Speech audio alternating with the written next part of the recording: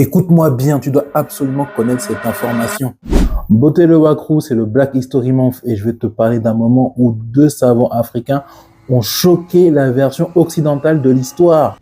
Nous sommes au Caire en 1974 et du 28 janvier au 3 février, l'UNESCO organise un colloque au Caire pour écrire l'histoire du continent africain. Et c'est là que deux savants africains vont bouleverser le game, tout va changer.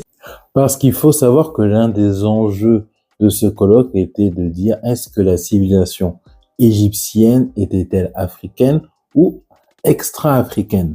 C'est un enjeu majeur parce que la civilisation égyptienne était une civilisation primordiale dans l'humanité. Et il y avait ceux qui disaient que c'était une civilisation occidentale, d'autres qui disaient que c'était une civilisation orientale, et il y avait deux Africains qui allaient prouver que le royaume de Kémet était bien un royaume africain. Lors de ce colloque, donc, seuls le Sénégalais Cheikh Anta Diop et le Congolais Théophile Obenga tenaient cette thèse. La civilisation pharaonique était une civilisation noire africaine. Nos deux savants devaient non seulement prouver que le peuple de l'Égypte antique avait la peau noire, parlait des langues africaines et aussi avait de la culture et des coutumes africaines.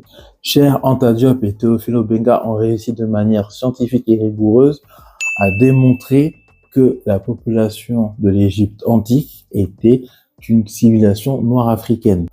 Les conclusions de ce colloque le montrent, Théophile Obenga et Cheikh Anta Diop ont réussi leur mission.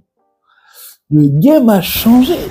Le Wakru, maintenant, tu sais comment deux savants africains ont révolutionné l'histoire. Dis-moi ce que tu en penses en commentaire. On se retrouve pour de nouvelles découvertes. Ciao!